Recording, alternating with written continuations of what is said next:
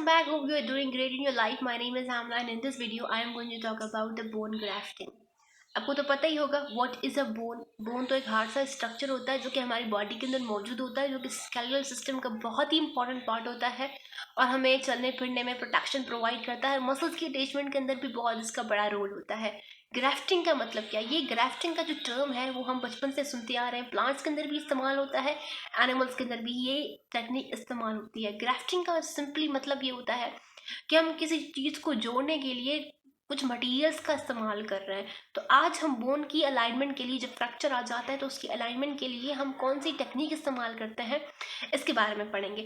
Bone grafting का basically काम ये होता है कि बोन हीलिंग को ये इन्हांस करता है, बोन हीलिंग को इन्हांस करता है. इसके अंदर कई मेथड्स होते हैं, जैसे कि ऑटोग्राफ्ट होता है.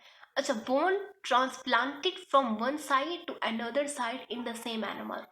हम क्या करते हैं, बोन को ट्रांसप्लांट करते हैं. जैसे कि कैंसिलियस बोन है कहीं जगह पर, उसकी जो पार्ट्स हैं वो लेकर किसी और पार्ट, फॉर एग्जांपल आपका ह्यूमरस है, ह्यूमरस के अंदर चोट लगी है तो फीमर से हमने उसके कैंसिलियस बोन के पार्ट लिए हैं और हम फीमर में लगा रहे हैं ताकि हम यहाँ पे बोन हीलिंग को थोड़ा सा एक्सपीडाइट कर सकें, थोड़ा सा इंक्रीज कर सकें उस टाइम पीरियड को. तो ये ऑटोग्राफ्ट होता है. एलोग्राफ्ट कहते हैं जब हम बोन को ट्रांसप्लांट करते हैं एनिमल से दूसरे एनिमल मगर सेम स्पीशी. फॉर एग्जांपल आपका दोस्त है, आपको वो अपनी बोन का कुछ पार्ट दे रहा है क्योंकि आपकी बोन को फ्रैक्चर है, उसको हील करने के लिए, जल्दी हील करने के लिए. तो ये सेम स्पीशी के अंदर दूसरे किसी और पर्सन या एनिमल से हम लेते हैं तो ये एलोग्राफ्ट कहलाता है. कुछ बायो मटीरियल्स भी होते हैं जैसे कि कॉलेजन है, मैट्रिक्स है, ये भी इस्तेमाल होते हैं. कुछ सिंथेटिक सब्सटीट्यूट्स होते हैं जो कि आर्टिफिशियली बनाए जाते हैं. सैरामिक्स हैं, बायोग्लास हैं, पॉलीमर्स हैं और ऑस्टियोजेनिक सेल्स भी हैं जो कि हम इस्तेमाल करते हैं बोन हीलिंग को एक्सपीडाइट करने के लिए, राइट. अच्छा, हमें पता है बोन के अंदर 3 तरह के सेल्स होते हैं और वो बहुत ही इंपॉर्टेंट प्रेलोड करते हैं. एक होता है ऑस्टियोसाइट्स. ऑस्टियोसाइट सेल्स होते हैं जो कि मैच्योर सेल्स होते हैं और ऑस्टियोब्लास्ट सेल्स होते हैं जो कि बोन फॉर्मिंग सेल्स होते हैं.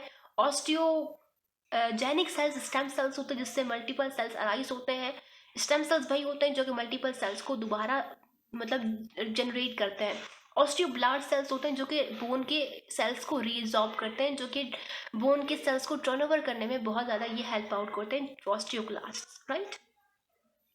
तो यहाँ पे सिंपल सी डेफिनेशन यहाँ पे पिक्चर्स के ज़रिए से बताई हुई है. ऑटोग्राफ्ट होता है सेल्फ का, आपकी बोन का दूसरा पार्ट ही किसी और ऑर्गन का वो इस्तेमाल किया जाए आपकी बॉडी के अंदर. अगर आपका दोस्त उसको दे रहा है तो इट विल बी, अगर एलोग्राफ्ट, राइट, वो एलोग्राफ्ट होगा मगर सेम ही स्पीशीज बिलोंग करता हो. और अगर आइडेंटिकल ट्विंस है वो अगर दे रहे हैं तो उसको आइसोग्राफ्ट कहेंगे.